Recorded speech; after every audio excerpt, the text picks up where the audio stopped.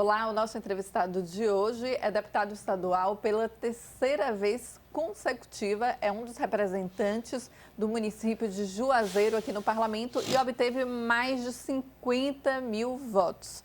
É o deputado estadual Zó. Deputado, bem-vindo ao programa Questão de Ordem, é um prazer tê-lo aqui. Bom dia, é um prazer estar aqui com vocês, né? Mais uma vez participando do programa Questão de Ordem, para falar um pouco da vida, na nossa vida política, das questões da Bahia, do Brasil e principalmente lá do sertão, né? Você fala em Juazeiro, mas como já está aí na nossa página, como as pessoas já falam, como é a nossa campanha, Zó do Sertão, eu venho lá do sertão, como diz Geraldo André, né? Então eu venho lá do sertão. Deputado, o senhor, sim, eu sou do sertão também, sou de Irecê, Bahia, e eu vejo aqui no parlamento o senhor tem muito orgulho de ser um sertanejo e defende as causas, defende o município de Juazeiro, toda ali a região. Fala pra gente como é representar o município e também toda a região. Obviamente o senhor representa todo o estado da Bahia, mas eu digo que o senhor obteve votação maior nessa região, né, nesse perímetro. Eu sou, pela terceira vez, o mais votado, dessa vez da oposição, mas 2 vezes o mais votado do território do Sertão de São Francisco. Mas eu tive voto. Eu nasci em Xique-Xique, se você não sabe, né? Eu nasci lá pertinho do Irecê, em Xique-Xique. Tive voto em Xique-Xique, em Irecê, em Morro do Chapéu, Jacobina, em Mirangaba, aquele corredor todinho, até chegar em Juazeiro, eu fui votado. Tenho amigos, representantes, pessoas do partido ou de partidos aliados que fizeram a composição política comigo nesse mandato e em outros mandatos. E eu sinto muito orgulho porque o sertão, ele, ao longo da sua história, tanto o Nordeste e principalmente o sertão dentro desse pedaço do Nordeste, ele foi sempre muito alijado das políticas públicas, das oportunidades, dos investimentos públicos para desenvolvimento. E a gente tem essa função de trabalhar para corrigir essa distorção econômica, social e política aplicada na nossa região. Sempre elegemos pessoas, lá sempre tivemos representantes, mas nós nunca tivemos a política de verdade fazendo essas ações. Eu tenho voltado muito o meu mandato para essa região, não só porque é a região onde eu tenho 80% ou mais dos meus votos, mas é a região que depende muito dessa reparação histórica na política. O sertão precisa, o sertão tem pressa e eu estou lá, principalmente como representante do sertão. O senhor fala dessa reparação política, deputado. O senhor já está aqui no parlamento, vai para o terceiro mandato consecutivo. E quando o senhor diz essa reparação, o senhor acha que está evoluindo, tem melhorado? O que tem melhorado? Olha, o sertão, principalmente depois do governo Lula, ele teve uma reparação grande na infraestrutura de estradas, no abastecimento de água, no programa Luz para Todos, nos investimentos em educação, em saúde, que se somou ao governo Wagner, principalmente ao governo Rui, nesses investimentos de educação e saúde. E a minha presença aqui eu acho que ajuda a contribuir, porque eu tenho buscado essas ações importantes da agricultura familiar, ações importantes da infraestrutura de centros comerciais, como o Mercado Joca de Souza Oliveira, em Juazeiro, mas diversos outros mercados na região, em Campo Alegre, em Sobradinho, em Remanso, em Centro-Sé, que foi anunciado agora, em diversos outros lugares, na área de equipamentos esportivos, na área, inclusive, de eventos esportivos, na área de eventos culturais, uma série de outras ações que não chegavam. Por exemplo, os grandes eventos e os investimentos eram feitos muitos na região metropolitana, apesar de que ficava aquém desses investimentos. Mas com o crescimento dos investimentos no Nordeste e com o crescimento das políticas públicas na Bahia a partir de 2006 com Wagner, a gente tem a oportunidade de ser esse representante e ter as condições de que essas políticas estão sendo implementadas e a gente fazer com que essas políticas cheguem com mais força na nossa região. Se a gente for pontuar ações importantes, nós não conseguimos chegar antes do governo Wagner e antes do governo Lula a Salvador com uma estrada que prestasse. Agora você vai de Juazeiro a Salvador com uma estrada boa, você vai para outros lugares como Pilão Arcado, como Centro-Sé, nós estamos chegando também com a estrada em Campo Alegre de Lourdes, como Remanso, como Curaçá, como Rodelas, como Macururé, Xoxó, você chega com estradas boas. Até o nosso acesso para que a gente se deslocasse para a capital, e nós moramos muito longe da capital. Juazeiro, especificamente, fica a 500 quilômetros, mas se você for até Campo Alegre de Lourdes, dá 800 quilômetros, pelo Arcado dá 700 quilômetros, 800 também. Mais de 11 horas de carro, né, deputado? Depende do motorista, né? O motorista que anda mais ligeiro. Se for de ônibus, dá 12, 14 horas. É bem Agora, distante. eu gasto 6 horas de viagem de Juazeiro para cá, mas para Remanso e Campo Alegre vai para 9 horas 8 horas, 9 horas de viagem. Então, às vezes, são pacientes enfermos que vêm para aqui com problema de câncer. Câncer agora já diminuiu mais, porque Juazeiro teve um investimento no hospital regional do governo do estado, que diminuiu. Mas são pacientes com hemodiálise de Campo Alegre que vêm a Juazeiro, que rodam 2.000 quilômetros por semana para fazer 3 sessões de hemodiálise, segunda, quarta e sexta. Agora nós estamos descentralizando isso com a clínica de hemodiálise em Remanso. Então esses investimentos chegaram. Se a gente analisar o fluxo migratório do Brasil, em 2008, pela primeira vez, o fluxo migratório inverteu-se. Em Juazeiro, por exemplo, o Nordeste mandava... O Nordeste era uma fábrica de exportar imigrantes para o sul do país. E em 2008 esse fluxo se inverteu. O Nordeste recebeu mais gente do que migrou para o sul. Então, isso por causa desses investimentos, da possibilidade, primeiro, dos nordestinos retornarem, depois de pessoas de outros estados virem investir aqui no Nordeste. Então, o Nordeste passou a ter, depois do governo Lula, depois do governo Wagner e Rui, nós passamos a ter uma possibilidade de oportunidades. Eu digo sempre lá no sertão, que antes, para um sertanejo assinar uma carteira, ele tinha que ir morar em São Paulo. A maioria deles trabalhavam por diárias, em roça, trabalhavam avulso, então, um trabalho informal. Hoje não, hoje a gente já tem shopping em Juazeiro, shopping em Petrolina, a gente já tem empresas, já tem... Você chega em cidades pequenas, que antigamente você não tinha talvez um restaurante para comer, você tem lanchonetes boas, você come comidas que você... Antigamente você só ia achar no sul, desde comida japonesa, desde outros tipos de comida, você acha em todo lugar. Então, assim, o Nordeste... E agora, com o retorno de Lula, eu acredito muito que isso vai ser retomado. O senhor falou do governo Lula e falou agora do retorno. E no período que foi o governo de Bolsonaro, deputado, qual a análise do senhor? Os números falam por si só. Tem gente que o povo ligado à direita não gosta de estatística. Eu vivo contabilizando as coisas conforme a ciência mede. Então, a ciência mediu. O Brasil era a 6ª economia. Passou para a 13ª.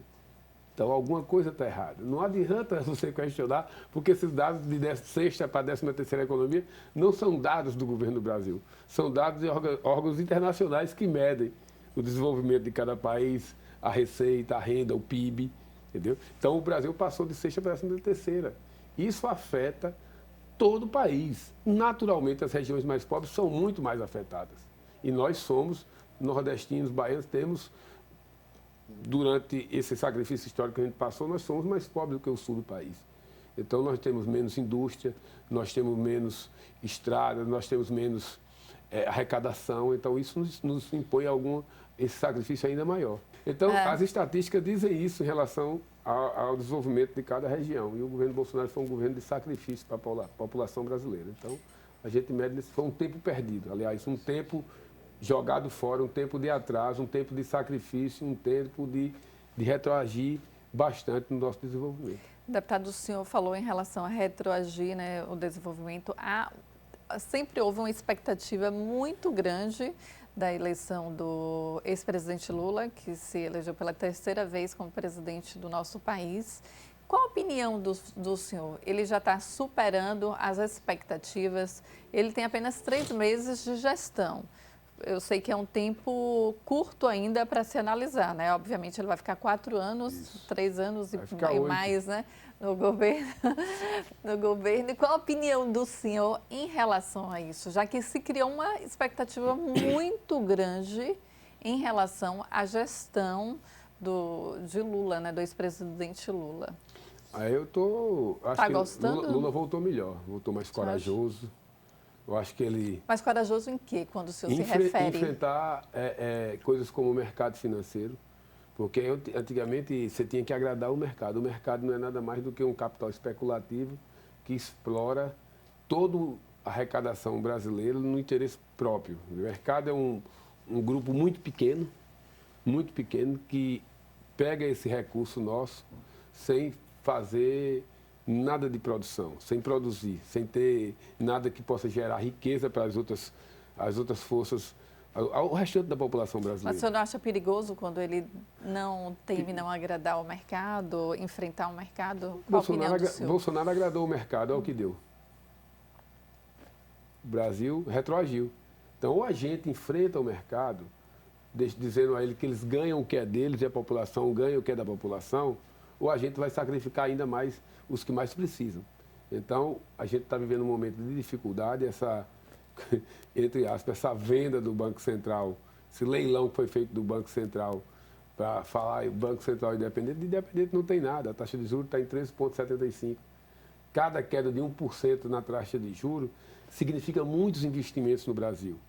Então, o Brasil está com um juro absurdo, sabendo que tem que diminuir, todo mundo clamando por isso, inclusive economistas, alguns economistas, há uma série de empresários, investimentos trabalhando por isso, e a gente está com essa dificuldade, porque o presidente está lá, botado por Bolsonaro, com parte desse conselho do Banco Central colocado por Bolsonaro, implementando uma política que agrada o mercado e não agrada o governo. O governo federal quer implementar uma outra política e está esbarrando nessa questão do mercado. E Lula está tendo essa coragem, precisa ter coragem. Então precisa. É a mesma a diferença você vai enfrentar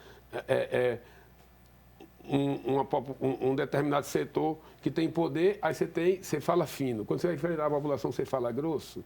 Entendeu? É como diz o deputado Glauber, tchutchuca com o mercado e tigrão com a população. Não pode ser. Eu acho que Lula tem feito enfrentamentos importantes e retomado debates importantes com o mundo inteiro e voltado a implementar programas importantes para o Brasil que foram destruídos.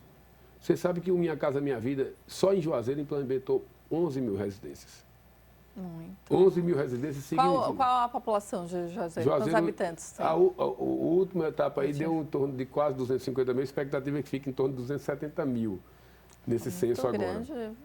Aí você pega todo esse processo de construção de casa, primeiro você vai dar casa a quem precisa, depois nesse processo você vai gerar riqueza e gerar emprego.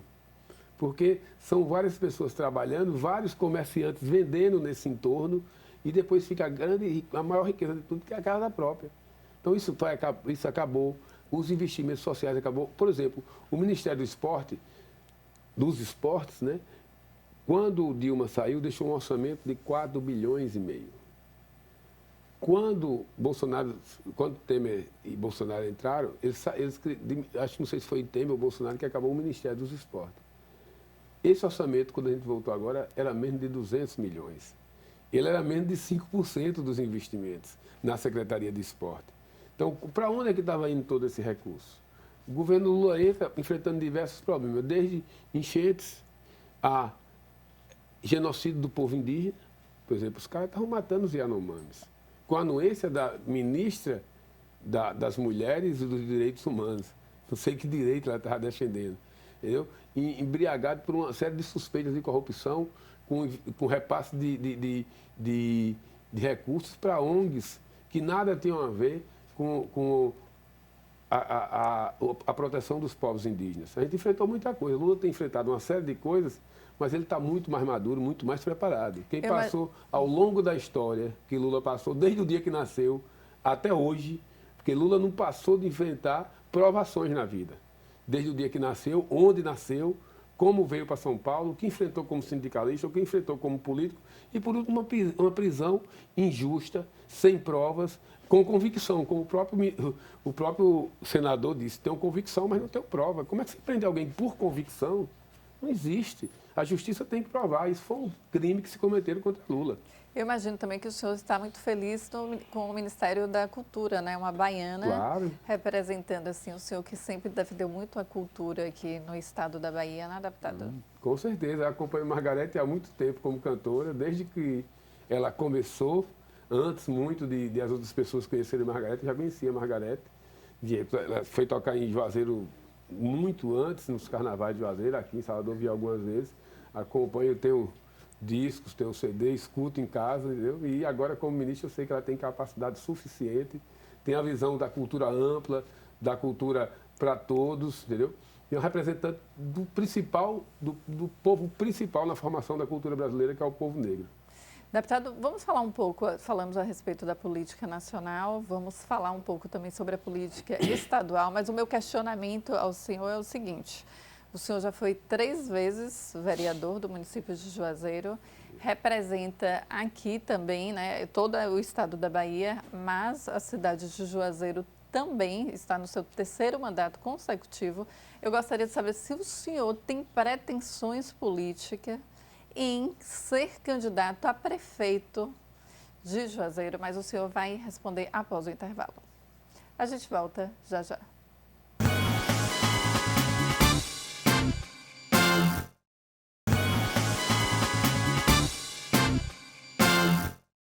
Voltamos com o deputado estadual Zó. Deputado, no bloco anterior, questionei ao senhor. O senhor foi 3 vezes vereador do município de Juazeiro, representa o município aqui, obviamente todo o estado da Bahia o senhor representa, mas está em seu 3º mandato consecutivo, representando também o município de Juazeiro e toda a Bahia. O senhor tem interesse em ser candidato a prefeito da cidade, já que o senhor exerceu durante 3 vezes o mandato lá de Juazeiro e nunca se candidatou à prefeitura?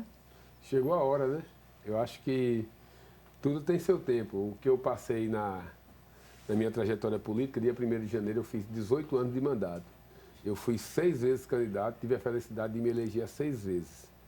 E depois de percorrer toda essa estrada, de conhecer pessoas, de aprender essa relação política, essa relação de contato entre com secretários, com ministros, com governadores, com presidentes, com outros prefeitos, com diversos vereadores, chegou a hora. Eu acho que isso me dá a condição de colocar meu nome para ser experimentado nas urnas para prefeito. O povo de Juazeiro, todas as vezes, me deu votação expressiva para vereador, para deputado. Eu fui uma vez o mais votado em Juazeiro, uma vez o segundo, uma vez o 3º mais votado em Juazeiro para deputado.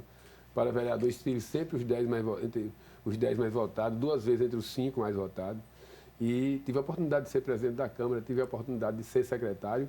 E nesse período, eu, além de ser uma liderança política em Juazeiro, um vereador, um deputado, eu consegui fazer articulação em toda a região. Eu sempre fui muito bem votado na minha região. Essa relação política naquele entorno de Juazeiro, Juazeiro é a cidade polo, e isso me dá a crença de que é possível contribuir com Juazeiro como prefeito. Por que o senhor demorou tanto tempo para decidir ser candidato lá a prefeito de Juazeiro? O senhor já está com 18 anos de mandato, né?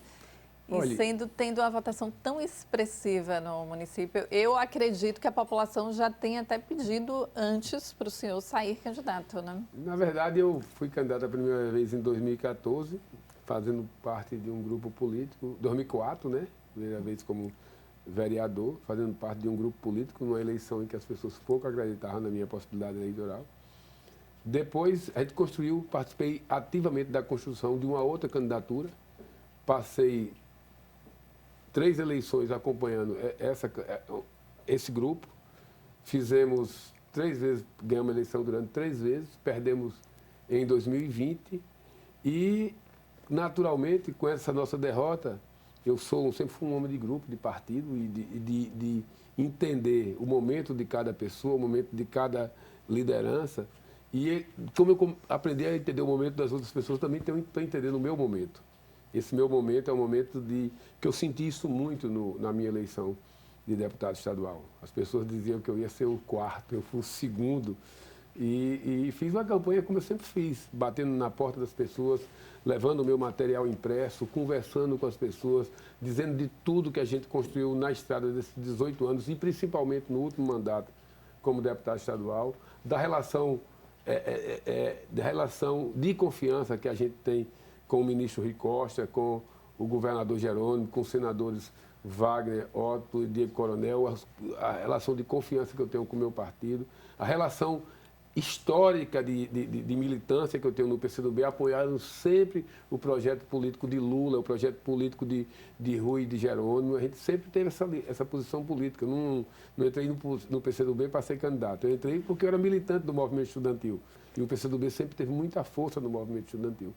Então, isso me credencia, isso me dá a possibilidade de debater tanto com as lideranças políticas que postulam a possibilidade também de ser prefeitos ou prefeitas, mas principalmente com as lideranças comunitárias, lideranças rurais, lideranças sindicais, lideranças sociais e a população em geral, que eu tenho feito muito esse contato. Deputado, qual a diferença do parlamento municipal para o parlamento estadual? Olha, o senhor já tem como, obviamente, tem como comparar, já que o senhor exerceu durante 3 mandatos lá e está indo para o seu 3º mandato aqui. Olha, a Câmara de Vereadores de Juazeiro, para mim, foi uma escola. Eu pude primeiro ser líder de oposição, fui oposição 4 anos, no meu primeiro mandato. Depois fui presidente da Câmara, depois me licenciei para ser secretário de Ação Social e Cultura do município, exerci durante 14 meses esse cargo. Depois voltei e fui líder do governo. Então, assim, isso me preparou muito para poder chegar na Assembleia com condições de fazer o debate, de confrontar com os diferentes dentro de um ponto de equilíbrio e de respeito que até hoje tem sido minha postura durante todo esse período, de circular com habilidade entre todas essas diferenças e essas forças políticas. Então, a diferença talvez seja o tamanho, seja a responsabilidade, mas o parlamento ele é muito, até certo ponto, parecido. E acho muito importante para mim não ter vindo para aqui de primeira. Claro que se eu tivesse a oportunidade de estar aqui desde 2004, eu queria estar aqui, naturalmente, mas seria muito mais fácil de eu ajudar Juazeiro e outros municípios. Vários limites, né, deputado? Vários. O senhor tem ideia de quantos? Porque eu me recordo que na época eu era repórter e eu cobria muito as comissões. Todo dia tinha debate lá. Todo dia tinha debate e algo interessante também é que a sala ficava lotada, né? Isso. Vinha muita gente do interior, o senhor fez um excelente trabalho lá nesse colegiado. Acho que pelo menos uns 30, 40 projetos foram votados lá, ou talvez meia centena, perto de 50 projetos. Desses aí, uns 70% foram de autoria minha. E a gente tinha esse processo interessante, porque muitas vezes as pessoas vinham sem um pingo de informação. Sem conhecimento. Mas aí a gente tem um grupo lá que acompanha essa comissão, da CEI e do IBGE, que são técnicos excelentes e que sem eles, nós, deputados, não teríamos dado andamento. E a Bahia está muito mais à frente do que qualquer país, qualquer estado desse país, sobre essa questão de regularização de limites territoriais. Ao limite da Bahia também, que foi estudado, né, deputado? Nós avançamos já. Nós já elaboramos e está pronto o de Sergipe, está pronto com o Tocantins, está pronto o que para mim que mais interessa, né, como deputado e como cidadão, o limite com o Pernambuco. Para você ter uma ideia, o limite com o Pernambuco, nós temos só no Rio São Francisco, porque o nosso limite praticamente com o Pernambuco, ele é quase todo no São Francisco. Nós temos mais de 200 ilhas. Que não tem a posse, não tem a lei que determina de quem é o administrador dessa ilha. Você tem a posse, por exemplo, a Ilha do Fogo, ela é de Juazeiro, a Ilha do Maçangana, ela é de Petrolina. A Ilha do Rodeadora, de Juazeiro, a Ilha de Nossa Senhora de Juazeiro, a Ilha de Jatobá, terra de Geraldo Azevedo, né? É de Petrolina.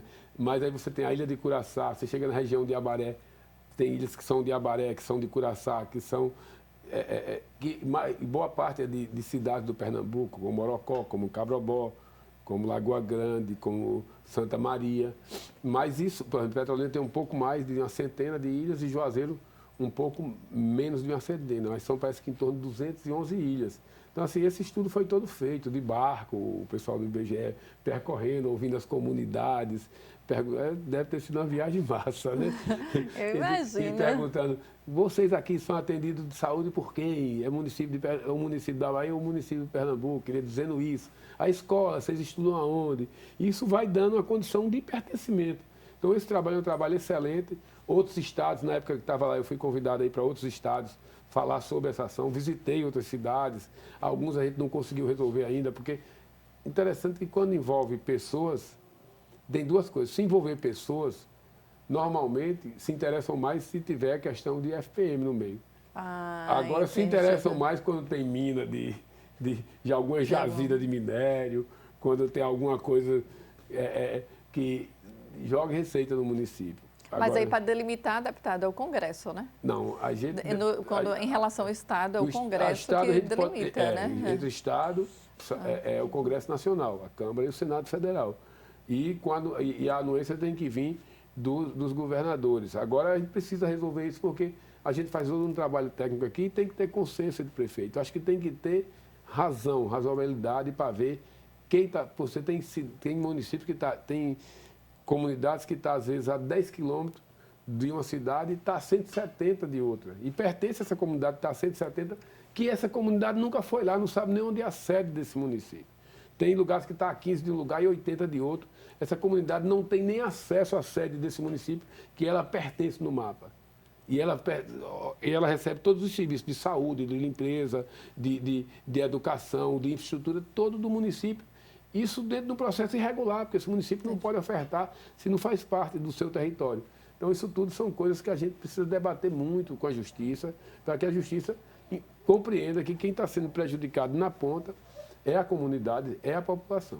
O senhor acha que essa transferência de votos foi em relação a Rui Costa ou a Lula? Aos dois. Os dois? Aos dois. Se você analisar que em 2018, nenhum candidato que apoiava a Haddad no Nordeste perdeu.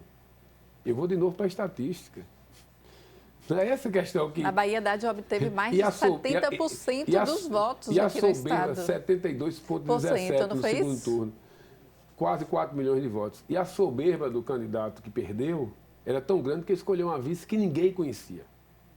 Ele achava tanto que ia ganhar que ele alijou as forças políticas da oportunidade de ser o vice-governador dele, o próprio ex-prefeito de Feira de Santana, que foi candidato a governador quando ele teve medo de enfrentar Rui Costa.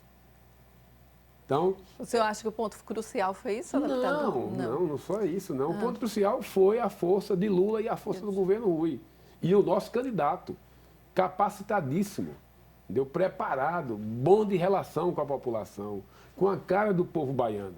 Eu lembro que eu entrevistei, eu já falei isso aqui, e quando ele saiu candidato, o atual governador Jerônimo, e eu fui lá na Secretaria de Educação. E eu me recordo que ele foi extremamente educado com todos. Ele é fino. Ele abriu a porta, ele nem sequer pegou no aparelho celular, deputado, a gente fazendo a entrevista. Porque muitos, na hora, nos bastidores, pegam o telefone, né, e fica. Não, às vezes não dá tanta atenção. Ele nem sequer pegou no celular, levantou, levou a gente até a porta. Aí eu voltei aqui para a redação da televisão e falei, gente, que secretário educado. Ainda bem que o que a gente ouve falar do outro candidato é totalmente o contrário. Então, a gente escolheu uma pessoa muito gentil, que eu conheço Jerônimo não de governo, conheço ele muito antes disso. Jerônimo saiu daqui para o Uauá, e esses dias eu postei no TBT, ele era secretário de Educação, nós construímos junto com a turma de lá e os amigos, a festa literária de Uauá, Frio. E ele foi lá participar com a gente. Ele participou da Secretaria de Educação, ficou até de madrugada, nós fomos comer numa barraquinha lá, coisa que só faz quem tem a origem que a gente tem, ou se não, faz para fazer jogo de cena. Mas a gente faz isso com muita naturalidade. E a gente conversou bastante. Esse dia eu postei a foto, ele mandou uma mensagem, rapaz, você ainda tem essas coisas? Eu disse, tenho, aqui está guardada, agora que você é governador é que eu vou guardar. Então, assim, ele é muito gentil e isso ajudou muito. Quando as pessoas conheciam Jerônimo, as pessoas ficavam impressionadas como você voltou para cá impressionado com a gentileza, com a cordialidade, com a desenvoltura dele, com a educação dele. Então, isso nos ajudou muito e isso não mudou. Ele continua a mesma pessoa, ele como governador. Interessante que as pessoas, rapaz, ele me conheceu. Interessante, teve um amigo meu que formou com ele, que é dirigente do partido lá em Curaçá, ele teve com Covid durante 30 dias na UTI, 40 dias internado, 30 dias na UTI. Aí eu disse a ele, quando ele saiu, eu comuniquei a ele. Aí ele ligou para Betinho lá em Curaçá. Porra, você está bem, né? Aí conversou assim, como e ele encontra as pessoas que se formaram com ele, como Emanuel, prefeito de Rodelas, que estudou com ele na faculdade, Betinho, que estudou com ele na faculdade, e ele lembra de histórias. Então, assim, essa coisa de sentimento que a gente carrega muitas vezes pela nossa origem, pelas nossas dificuldades, a gente tem necessidade de ser fraterno, de ser cordial. Isso ele traz para aqui, é importante para a Bahia. A Bahia é isso. Eu lembro que eu falei com os deputados da oposição, eu falei, rapaz, esse cuidado, porque ele não está pontuando, mas ele tem o estilo de quem é do interior. E o povo do interior gosta disso. Os deputados, nada, nada. Eu falei, ó, se elegeu. Deputado, eu quero agradecer a presença do senhor. Foi um enorme prazer tê-lo aqui no Questão de Ordem, falando sobre a política nacional, a política estadual, sobre a sua possível, né, candidatura à Prefeitura de Juazeiro. Na realidade, o senhor já lançou, né, o seu nome como pré-candidato. Quero desejá-lo boa sorte e falar que as portas sempre estão abertas aqui do Parlamento e da TV Alba para o senhor. Eu que agradeço a oportunidade aqui de estar participando do Questão de Ordem, Fernanda. Agradecer a você e a toda a equipe que fica aí por trás das câmeras, né, fazendo esse belíssimo trabalho.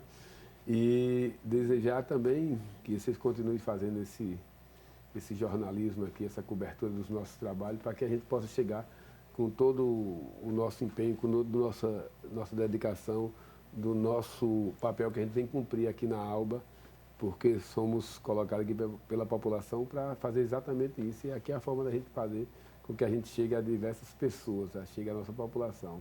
E a gente vai continuar nessa pegada. Os nossos projetos futuros vão estar sendo encaminhados, sendo trabalhados, e se Deus quiser, vai dar tudo certo. Muito obrigado. Muito obrigada, deputado. A gente fica por aqui. Até o próximo programa.